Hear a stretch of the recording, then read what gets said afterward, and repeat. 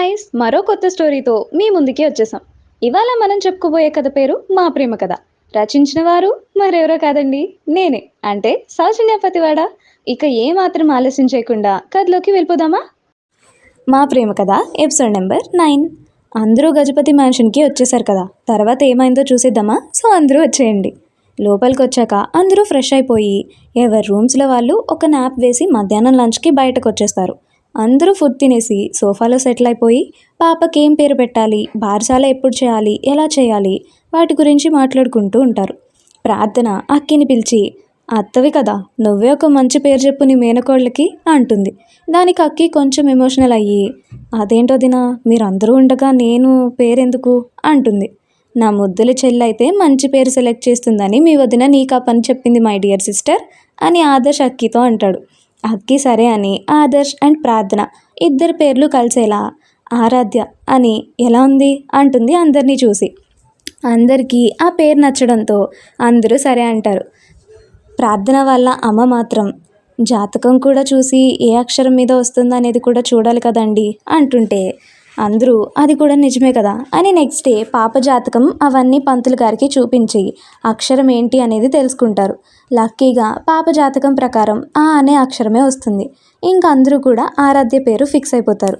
అలా days pass అవుతూ ఉండగా పాపకి చేయాల్సిన కార్యక్రమాలన్నీ చేసేస్తారు, పేరు కూడా పెట్టేస్తారు. అలా 6 months గడిచాక ఒకరోజు ఆదర్శ్, ప్రార్థన ఇంకా ఆరాధ్య ముగ్గురు కలిసి కారులో బయటికి వెళ్తారు. అలా వెళ్తుంటే సడన్గా కారు బ్రేక్ ఫెయిల్ అవుతాయి. ఎదురుగా లారీ వస్తుంది, కానీ ఆదర్శ్ ఎంత కంట్రోల్ చేద్దామన్నా కార్ కంట్రోల్ అవ్వలేదు. ఆదర్శ్కి అర్థమైంది ఇంకా కష్టమని, సరే ఏదైతే అది అయిందని పాపని పట్టుకుని ఉన్న ప్రార్థనని బయటికి తోస్తాడు. లక్కీగా పాపకి చిన్న దెబ్బ కూడా తగలలేదు. కానీ ప్రార్థన అలా తొయ్యడంతోనే కింద పడినప్పుడు తన తల ఒక బండరాయిని తాకి అక్కడే స్పృహ కోల్పోతుంది. కానీ పాపని మాత్రం వదలలేదు. తల్లి ప్రేమ కదా. అటువైపు ఆదర్శ్ కార్ లారీని తప్పించి వెళ్ళి ఒక ట్రాన్స్ఫార్మర్ని ఢీ కొట్టడంతో పెద్ద పెద్ద మంటలొచ్చి అక్కడికక్కడే ఆదర్శ్ కాలి బూడిదైపోతాడు. అది చూసిన జనం అక్కడ గుంపు కట్టేసి ఫోటోలు వీడియోలు తీస్తూ ఒక్కరు కూడా అక్కడ జరిగింది పోలీసులకి చెప్పరు. కానీ అందులో ఒక అమ్మాయి పక్కనే పడి ఉన్న ఆరాధ్య ఏడుపు వినిపించింది. అలా వాళ్ళని చూసి అంబులెన్స్కి కాల్ చేసి చెప్తుంది. ఆ విషయం ఇంకా గజపతికి తెలియగానే అందరూ ఒక్కసారి నేల మీదకి ఒదిగిపోతారు. అంజలి గారి బాధ అయితే వర్ణనాతీతం. ఆదర్శ్ చనిపోయాడని తెలిసి ఆవిడ స్పృహ తప్పి పడిపోయారు. కనీసం బిడ్డని ఆఖరి చూపు కూడా చూసుకోవడానికి లేదని మహేంద్ర గారు చాలా బాధపడతారు. ప్రార్థనని హాస్పిటల్లో జాయిన్ చేశాక తెలిసింది తను కోమాలోకి వెళ్ళిపోయింది అని. అలా ప్రార్థనని ఇంటికి తీసుకువచ్చేసి అక్కడే ట్రీట్మెంట్ ఇప్పిస్తారు అని చెప్పడం ముగిస్తాడు అనూజ్. అది విన్న నందు అండ్ బ్యాచ్ చాలా బాధపడతారు. నందుకి ఒక డౌట్ వస్తుంది. అనూజ్, ఇది యాక్సిడెంట్ వల్ల అయిందా లేక మర్డరా అని అడుగుతాడు. మాకు అదే డౌట్ వచ్చింది నందు, కానీ పోలీస్ వాళ్ళందరూ యాక్సిడెంట్ అని చెప్పారు, ఇంకా ఏమీ చేయలేకపోయాం మేము అంటాడు అనూజ్.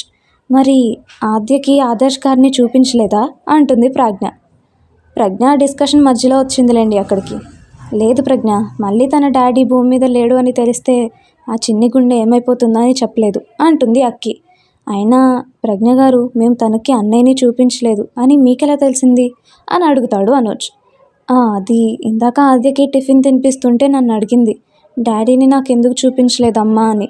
కానీ రీజన్స్ నాకు తెలియవు కదా, అందుకే తనని నిద్రపుచ్చి ఇటు వచ్చేసా అని అమాయకంగా చెప్తుంది ప్రజ్ఞ. అయ్యో సారీ అండి, మిమ్మల్ని ఇబ్బంది పెట్టినందుకు అని బాధగా అంటాడు అనూజ్. నాకెలాంటి ఇబ్బంది లేదండి, ఇక నుంచి ఆద్య నా కూతురు, మీరు దిగులు పడకండి. ఆ మాటకి అంజలి గారు, అనూజ్, ఆకాంక్ష ప్రజ్ఞ వైపు చాలా ఆర్తిగా చూస్తారు. అప్పుడే ఆద్య అమ్మా అమ్మా అని అరుచుకుంటూ వస్తుంది. ప్రజ్ఞకి ఆ పిలుపు వినగానే ఆద్య ఎందుకో భయపడిందని అర్థమయ్యి, ఏమైంది చెట్టి తల్లి అంటుంది. అమ్మా అమ్మమ్మలేమో నాతో ఒక బ్యాడ్ డ్రీమ్ వచ్చిందమ్మా అంటుంది ఆద్య. ఏం బ్యాడ్ డ్రీమ్ తల్లి? అది అమ్మ, మళ్ళీ నువ్వు డాడీ నన్ను వదిలేసి వెళ్ళిపోతున్నాను అని నాకు డ్రీమ్ వచ్చిందమ్మా అని ఏడుస్తూ చెప్తుంది. ప్రజ్ఞ అందరి వైపు చూసి, ఆద్య బంగారం, నేను ఎక్కడికి వెళ్తాను చెప్పు, నిన్ను వదిలేసి ఎక్కడికి వెళ్ళను.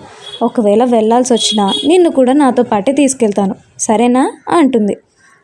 నువ్వు సర్లే అమ్మ, మళ్ళీ డాడా ఎక్కలా ఉన్నారు, నా దగ్గరికి ఎందుకు రాలేదు అంటుంది ముద్దు ముద్దుగా.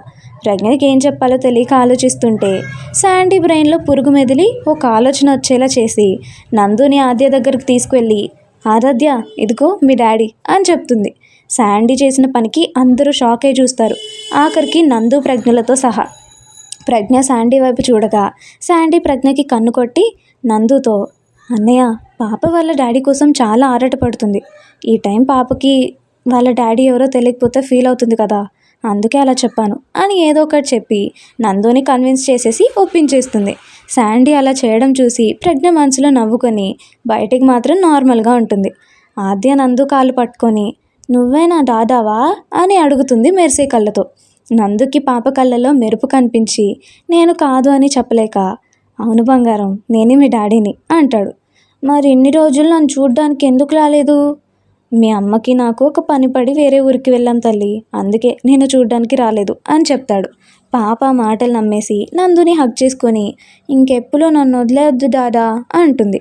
మీ అమ్మ చెప్పిందిగా, ఇంకా నిన్ను వదిలి ఎక్కడికి వెళ్ళము, ఒకవేళ వెళ్తే నిన్ను కూడా తీసుకుని వెళ్తాము, సరేనా అంటాడు. ఆద్య నందుని ప్రజ్ఞని ఒక దగ్గరికి తీసుకొచ్చి ఇద్దరిని కలిపి హగ్ చేసుకుంటుంది.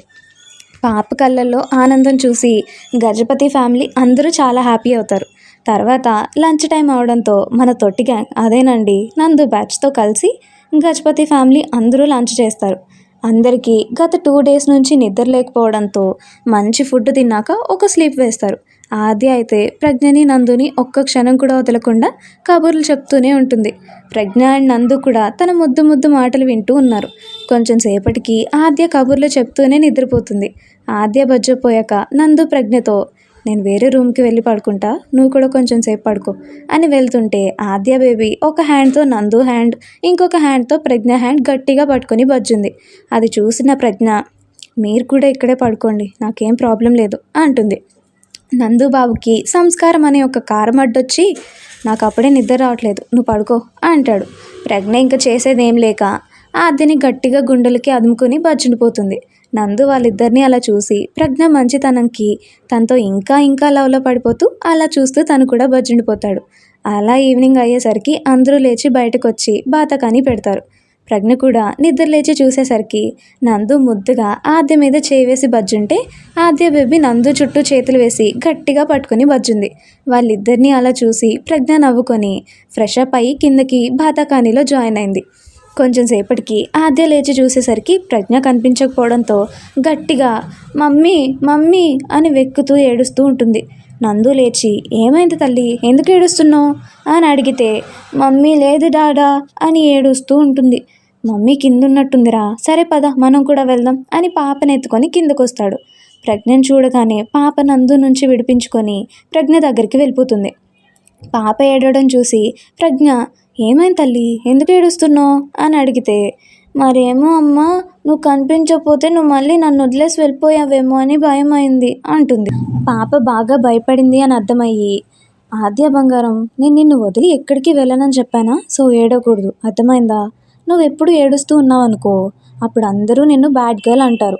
సో నువ్వెప్పుడు ఏడవకూడదు, ఎప్పుడు స్ట్రాంగ్గా ఉండాలి, ఓకేనా? అమ్మా, నువ్వు కనిపించకపోయినా ఏడవకూడదా అంటుంది బుడ్డది. నేను నీకు ప్రామిస్ చేశాను కదా, నేను వదిలి ఎక్కడికి వెళ్ళను అని. సో నేను నీకు కనిపించలేదు అంటే ఇంట్లో ఎక్కడో ఒక దగ్గర ఉంటాను, కానీ నిన్ను వదిలేసి ఎక్కడికి వెళ్ళను, ఓకేనా? ఓకే అమ్మా, నువ్వు చెప్పావుగా, ఇంకేడోను అంటుంది. గుడ్ గర్ల్ అంటుంది ప్రజ్ఞ. ఇంకా అందరూ అక్కడ మాట్లాడుకుంటూ ఉంటారు. అలా మాటల సందర్భంలో ఎవరో ఏదో జోక్ వేస్తే అందరూ నవ్వుతూ ఉంటారు. కానీ అక్కి మాత్రం ప్రదీప్ నవ్వుతుంటే మెస్మరైజింగ్గా అలా చూస్తూ ఉండిపోతుంది. ఏంటి పాప, మా ప్రదీప్కి పడిపోయావా? జాగ్రత్త, మళ్ళీ దెబ్బలు తాగితే పడితే. అది గమనించిన మన ప్రజ్ఞ మేడం గారు ఆద్య అంజలి గారి దగ్గర ఉండడంతో అక్కి పక్కకొచ్చి, బాగున్నాడు కదా అంటుంది.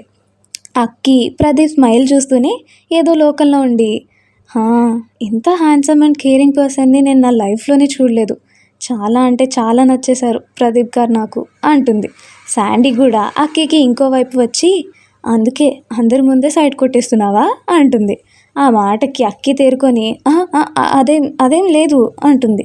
ప్రజ్ఞ శాండీ ఇద్దరు ఓ వేసుకొని, కహానీలు చెప్తున్నావా మాకే అంటారు. వీళ్ళిద్దరూ ఓ అరవడంతోనే అందరూ వాళ్ళ వైపు తిరిగి ఏంటి అంటారు. అక్కి వీళ్ళు ఎక్కడ చెప్పేస్తారు అని భయపడి, ఏం లేదు అని అక్కడి నుంచి వాళ్ళని తీసుకుని వెళ్తుంది. శాండీ వెనక్కి వచ్చి సుమతో, నువ్వు మాత్రం ఇక్కడ ఏం చేస్తావు అని వినయ్తో మాట్లాడుతున్న సుమని కూడా లాక్కెళ్ళిపోతుంది. అంజలి గారు ఏంటో ఈ పిల్లలు అని నవ్వుకొని ఆదితో ఆడుకుంటూ ఉంటారు. మగ బ్యాచ్ కూడా వేరే రూమ్లోకి వెళ్ళి ఉప్పర్ మీటింగ్ పెడతారు.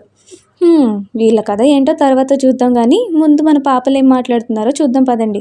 ప్రజ్ఞ, శాండీ, సుమ, అక్కి కలిసి అక్కి రూమ్లోకి వెళ్ళి బెడ్ మీద కూర్చొని ప్రజ్ఞ, శాండీ అక్కిని ఏడిపిస్తూ ఉంటారు.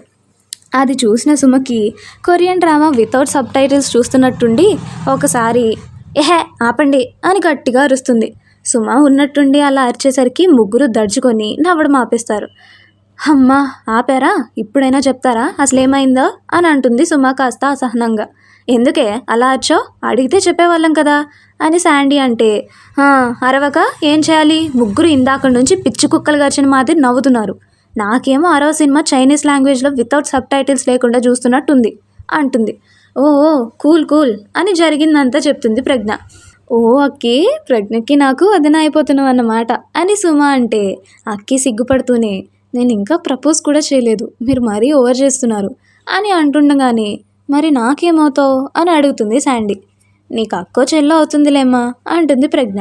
ఎందుకు అని అక్కి అడిగితే, ఎందుకంటే మా ఆశీష్ గాడికి లవర్ కాబట్టి అని సుమ అండ్ ప్రజ్ఞ ఒకేసారి అంటారు. ఆ మాటకి ప్రజ్ఞ అండ్ సుమ రాక్, శాండీ పాప షాక్. అవునా, అసలు అలా అనిపించనే లేదే నాకు అని షాకింగ్గా అంటుంది అక్కి. ఎందుకు అనిపిస్తుంది, ఇద్దరు సీక్రెట్ లవర్స్ కదా అని మూత తిప్పుకుంటూ చెప్తుంది ప్రజ్ఞ. తన మాటలకి మళ్ళీ అలా అనిపిస్తే మనకి డౌట్ వచ్చేస్తుంది కదా అంటుంది సుమ.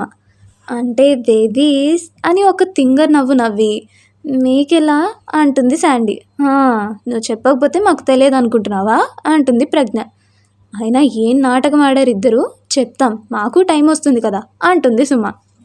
బేబీస్ అది కాదే, ఇద్దరం మన స్టడీస్ అయిపోయాక చెప్దామని ఆగమే, లేకుంటే మీతో చెప్పకుండా ఉంటానా. చాలీ బేబీస్, మీరు అలా ఉండకండి, చూడలేకపోతున్నా. పోవమ్మా అంటారు ఇద్దరు. వాళ్ళు అలా అనేసరికి శాండీ పాప మొహం కందగడ్ల పెట్టి ఏడడానికి రెడీగా ఉంటుంది. తనని చూసి అబ్బా వదిలేయచ్చు కదా ప్రజ్ఞ అంటుంది అక్కి. ఏంటక్కి వదిలేసేది, ఇది చేసిన పనికి అని సుమ అంటే ప్రజ్ఞ అక్కికి ఐవింగ్ చేసి పనిష్మెంట్ ఇవ్వాల్సిందే కదా అంటుంది. శాండీకి అప్పటికే కంట్లో నుంచి గోదావరి ఉప్పొంగి జలజల పారుతూ, మీరే పనిష్మెంట్ అయినా ఇవ్వండి, కానీ నాతో మాట్లాడడం మాత్రం మానేయొద్దు అంటుంది ఏడుస్తూ. శాండీ ఏడవడం చూసి ప్రజ్ఞ, సుమ, ఏ పిల్ల ఎందుకు ఏడుస్తున్నావు, మేమేదో సరదాగా నేను ఏడిపిస్తున్నాం అంతే అంటారు. వాళ్ళు అలా అనడమే ఆలస్యం. శాండీ కూడా హిహి మాకు తెలియదు, మరి నేను కూడా యాక్టింగే చేశా అని పరిగెడుతుంది. సుమ, ప్రజ్ఞ అమ్మని అనుకొని వాళ్ళు కూడా శాండీ వెనక పరుగందుకుంటారు. కాసేపటికి ముగ్గురు అలసిపోయి బెడ్ మీద పడిపోయి ఒకరినొకరు చూసుకొని నవ్వుకుంటూ ఉంటారు.